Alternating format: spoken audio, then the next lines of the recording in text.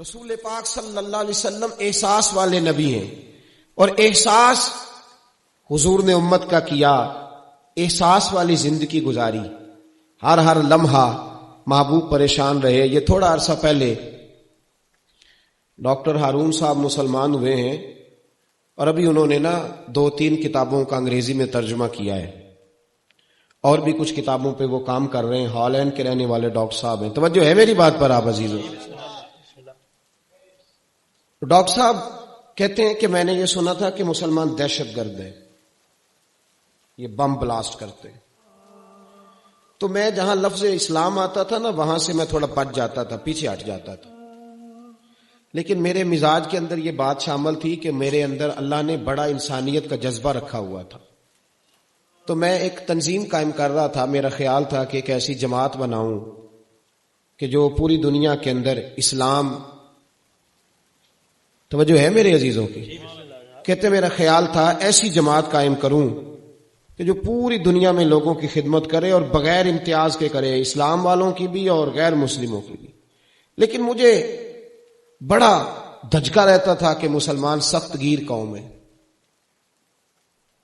میں نے بہت ساری جماعتوں کا منشور اور دستور منگایا، اور میں نے کہا میں اپنی جماعت کا دستور لکھوں گا تو پہلے ذرا سارا میں مطالعہ کر لوں۔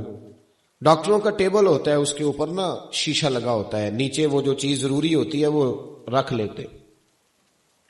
کہتے ہیں کہ مصر کے مولانا صاحب آئے ہوئے تھے ہالینڈ کے دورے پر، اچھی انگریزی جانتے تھے، تو کسی وجہ سے علیل ہو گئے۔ میرے پاس وہ آئے اور انہوں نے دیکھا کہ میں انسانی حقوق پر کچھ لکھ رہا ہوں، کام کر رہا ہوں، تو وہ دیکھ کر کے مجھے کہنے لگے کہ ڈاکٹر صاحب آپ کوئی تنظیم قائم کر رہے ہیں؟ میں نے کہا ہاں۔ تو کہتے ہیں نے ہلکا سا ٹچ دیا، زور نہیں دیا، اور ویسے بھی جو ہلکی بات ہوتی ہے وہ ذرا دل میں جلدی بیٹھ جاتی ہے۔ کہتے ہیں ہلکا سا ٹچ دیا، کہنے لگے اگر کبھی موقع ملے تو میرے نبی پاک کی بھی سیرت پڑھ کے دیکھیں، بس ہلکی سی بات، اور وہ جملہ چھوڑ گئے۔ اعلیٰ حضرت فاضل بریلوی علیہ رحمہ نے لکھا ہے ضروری نہیں کہ تم جو کہہ رہے ہو وہ منوا کے اٹھو، لیکن میسج ضرور چھوڑ دیا کرو۔ جب انسان کے ذہن میں بات ہوتی ہے یہاں سٹاک ہوتا ہے جب بات کا، تو جب وہ کام کرنے لگتا ہے تو ایک دفعہ وہ بات سامنے ضرور آتی ہے، کہہ دیا کرو۔ انہوں نے کہہ دیا کہ ڈاکٹر صاحب ایک دفعہ حضور کی سیرت بھی پڑھ لیں۔ کہتے ہیں میرے ذہن میں بات بیٹھ گئی، مصروف آدمی تھا، زیادہ تو نہیں میں مطالعہ کر سکتا تھا، لیکن میں ایک دن 10 منٹ گھر میں ملے تھے تو میں کمپیوٹر پہ بیٹھا اور میں نے کہا کہ انگریزی میں جو کتابیں حضور سید عالم صلی اللہ علیہ وسلم کی سیرت کی ہیں ان کو ذرا دیکھتا ہوں۔ تو فرماتے ہیں کہ میں نے نیٹ پہ سرچ کیا، پہلی حدیث آئی اور میں کلمہ پڑھ کے مسلمان ہو گیا۔ حدیث کہاں ہے؟ سبل الہدی والرشاد میں بھی ہے، کنز المال میں بھی ہے، مسند احمد میں بھی ہے، ابن اسحاق میں بھی ہے، ابن اشام میں بھی ہے، اور شاید سیرت کی تمام کتابوں میں آپ کو روایت مل جائے۔ نبی پاک صلی اللہ تعالی علیہ وسلم کی حدیث اور روایت کرتے ہیں حضرت سلمان فارسی رضی اللہ تعالی عنہ، اور ساتھ ہیں سیدنا بلال حبشی رضی اللہ تعالی عنہ۔ فرماتے ہیں ہم گھر سے نکلے، حضور نے فرمایا ذرا جلدی چلو ایک ضروری کام ہے۔ فرماتے ہیں بڑی تیزی کے ساتھ آج روٹین سے ہٹ کر محبوب نے تیز تیز قدم مبارک اٹھائے، تیز تیز، اور فرماتے ہیں ایک گلی ہم نے کراس کی، دوسری گلی میں جو پہنچے تو پھٹے پرانے کپڑے، سادی سی بی بی، اور حالت بتاتی تھی کہ بیچاری کسی غریب گھر کی ہے۔ وہ سڑک پہ کھڑی تھی اور رو رہی تھی۔ میرے کریم رسول نے فرمایا بلال اسے پوچھو کیا مسئلہ ہے، کیوں روتی ہے؟ تو حضرت سلمان عرض کرتے ہیں میں نے کہا حضور میں پوچھ لیتا ہوں، آپ جائیے، کام بڑا ضروری ہے جو نکلیں، میں معلومات کرتا ہوں۔ تو محبوب نے فرمایا نہیں، اس کے آنسو پوچھنے سے ضروری کوئی کام بھی نہیں، پہلے اس کی داد رسی ہوگی، اسے پہلے پوچھا جائے گا۔ روتے نہیں رہتے لوگ گھروں میں، لوگ گزر نہیں جاتے چپ کر کے؟ کتنے لوگ تڑپتے ہیں، کون احساس کرتا ہے؟ نبی پاک سید عالم صلی اللہ علیہ وسلم رکے اور اس خاتون سے پوچھا کیا بات ہے؟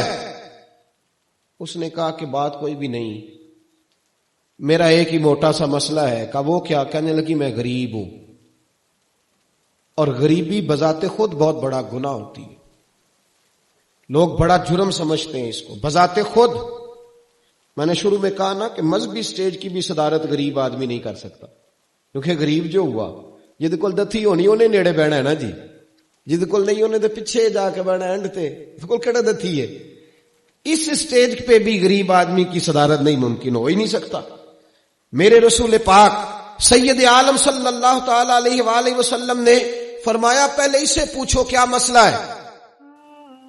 وہ کہنے لگی میں غریب ہوں، بوڑھی ہو گئی ہوں، ساری زندگی غلامی میں گزاری ہے، تیل لینے آئی تھی 5 دینار کا، بوتل میں تیل بھروایا ہے، اور اب بوڑھی ہوں نا تو کمر درد کرتی ہے، پیر پیچھے موڑا ہے تو میں گری ہوں، تیل زمین پی گئی ہے، اب زمین تو واپس نہیں کرتی، لیکن واپس جاؤں گی تو ایک یہودی عورت کی ملازمہ ہوں، وہ درے سے مارے گی، کھال ادھیڑ دے گی، میں بڑی پریشان ہوں، اب نہیں مار کھائی جاتی، ہڈیاں بوڑھی ہیں، قربان جاؤں۔ حضرت بلال کو حضور نے حکم دیا، فرمایا دوڑ کے گھر جا 5 دینار لا۔ فرماتے ہیں 5 دینار لائے، تیل خرید کے دیا تو پھر رونے لگی۔ فرمایا آپ کیوں روتی ہے؟ اس نے کہا بتایا نا غریب ہوں، غریب کا جرم کوئی نہیں ہوتا لیکن پیس دیا جاتا ہے، پھر بھی مار تو اب بھی پڑے گی، اب کیوں پڑے گی؟ تو عرض کرنے لگی محبوبہ مار اس لیے پڑے گی کہ دیر سے کیوں آئی ہے۔ تو میرے کریم رسول اور وہ بی بی حضور ابھی آئے ہیں مدینہ طیبہ، امام یوسف صالحی فرماتے ہیں ابھی آئے تھے حضور، سبل الہدی والرشاد کے مصنف کہتے ہیں ابھی آئے تھے نبی پاک، وہ جانتی بھی نہیں تھی۔ تو سید عالم صلی اللہ تعالی علیہ وسلم نے فرمایا اچھا مار پڑے گی؟ کہا ہاں۔ او بھائی کاؤنسلر جو کل آپ کو کہہ رہا تھا نا میں آپ کا خادم ہوں، کاؤنسلر بے گناہ، بلکہ ہمارے SHO صاحب اگر چودھری پہ پرچہ آ جائے تو اس کو ٹیلی فون کر کے پوچھتے ہیں صاحب جی تہاڈے خلاف درخواست آئی ہے، کی کرنا ہے؟ تو غریب آدمی بیچارہ، اس کی غلطی یہ تھی کہ وہ غریب تھا تو اس نے ریڑھی لگا لی چوک میں، اس کو دبوچ کے لے گئے، تینوں پتہ نہیں ایتھے نہیں کھلوئی دا، تو اس کے پاس کل انویسٹمنٹ ہی 5000 تھی، سارا لے گئے۔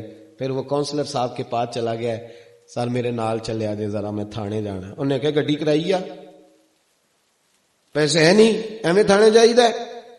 اب وہ گاڑی لایا ہے، پتہ نہیں کہاں سے لایا ہے، تھانے پہنچا ہے، اور یہ ہے ہمارا حال کہ وہ SHO بھی بیٹھا ہے کرسی پہ اور کاؤنسلر بھی کرسی پہ بیٹھا اور وہ غریب پیروں میں بیٹھا ہے اور ہاتھ باندھ کے کہہ رہا میری ریڑھی دے چھڈو، میریاں 4 تیاں نے تو میں شامی کھانا کھڑنا ہے۔ کدھر گیا امت کا وہ ذوق؟ ساری زندگی نعتیں سننے والوں بتاؤ تو صحیح نعت نے تاثیر کیا دی ہے روح کو؟ اگر ابھی بھی گھاڑی غریب کے پاس کھڑی نہیں ہوتی تو پھر کیا اثر ہوا ساری زندگی نعت سننے کا؟ میرے مصطفیٰ کریم سید عالم صلی اللہ تعالی علیہ وسلم نے فرمایا اس خاتون سے یہاں کاؤنسلر ساتھ نہیں جاتا، کہتا ہے کر دیا ٹیلی فون، سویرے 9 بجے پہنچ جانا۔ پر کائنات کی سب سے معزز شخصیت حضرت سیدنا بلال حبشی رضی اللہ تعالیٰ عنہ فرماتے ہیں میرے نبی پاک نے فرمایا بی بی چل میں تیرے ساتھ چلتا ہوں، گویا اللہ کی ساری رحمتیں اس کے ساتھ ساتھ چلنے لگی۔ اور آگے آگے نہیں، ساری کتابیں پڑھ لو، وہ پھٹے پرانے کپڑوں والی بی بی آگے آگے اور اللہ کے کریم رسول پیچھے پیچھے، ساری گلیاں اس نے پھرائی، مدینے کی صحرا آ گیا، ایک دروازے پہ دستک دی، سے مالکن آئی، وہ بی بی بعد میں کہتی ہے میں بھی بڑی ڈاڈی تھی، طاقت ہی نہیں تھی میرے سامنے کو کھڑا ہو سکے، لیکن جب میں باہر نکلی تو میں نے نور کے حالے میں لپٹی ہوئی ایک عظیم ہستی کو دیکھا۔ فرماتے محبوب کے گورے چٹے رنگ کے اوپر کالی زلفیں اور محبوب پاک کی مقدس آنکھیں جب تک بات کرتے رہے نظریں زمین پہ جھکی رہیں۔ شرم و حیا والے رسول نے بڑے میٹھے، بڑے دھیمے، بڑے خوبصورت لہجے میں کہا، بریلی کے امام فرماتے ہیں نیچی نظروں کی شرم و حیا پہ درود، بڑے دھیمے لہجے میں فرمایا تیری نوکرانی ہے تیری؟ عورت کہتی ہے میں تو حضور کے جلووں میں محو ہو گئی کہ سادگی میں اتنا حسن میں نے دیکھا ہی نہیں، تیری نوکرانی ہے؟ کہا ہاں۔ تو میرے محبوب نے فرمایا بیچاری کی غلطی کوئی نہیں، اسے مارنا نا، اس سے تیل گر گیا تھا، نیا خریدتے دیر ہو گئی، رو رہی تھی تو میں سفارش کرنے آیا ہوں۔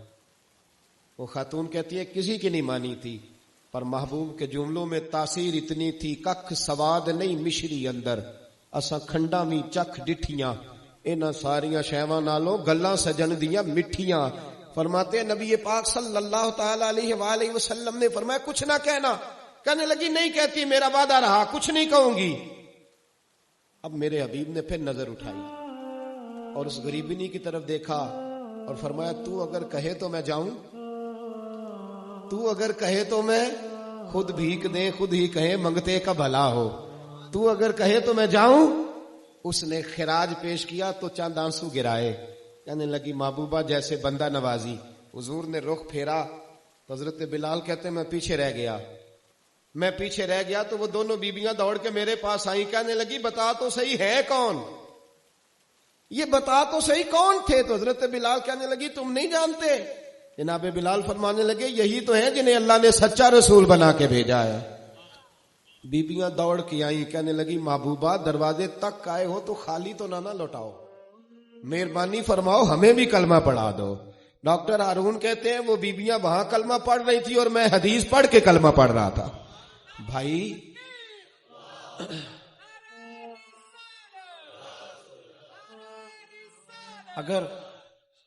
اگر دولت احساس ہے نا پھر تو زندہ ہے. جو زندہ ہوتا ہے اس میں لچک ہوتی ہے، جو مر جاتا ہے وہ اکڑ جاتا ہے. اگر زندگی ہے تو پھر احساس ہونا چاہیے. اگر تیرے اندر زندگی ہے تو پھر احساس ہے، اور اگر تیرے اندر احساس نہیں رہا نا تو پھر زندگی زندہ دلی کا نام ہے.